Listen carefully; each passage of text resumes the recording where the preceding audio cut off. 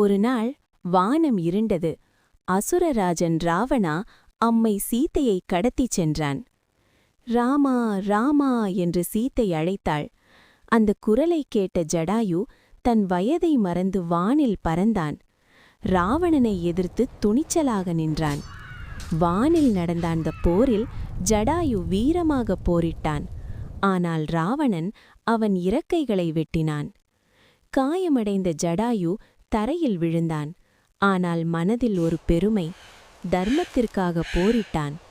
சில நேரத்தில் ராமா மற்றும் லக்ஷ்மணன் அங்கே வந்தார்கள்.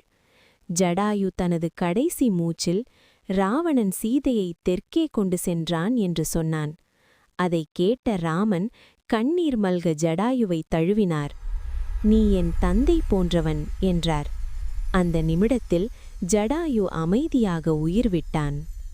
இந்த வீடியோ உங்களுக்கு பிடித்திருந்தால் தயவு செய்து லைக் செய்யுங்கள், பகிருங்கள் மற்றும் எங்கள் சேனலை சப்ஸ்கிரைப் செய்யுங்கள்.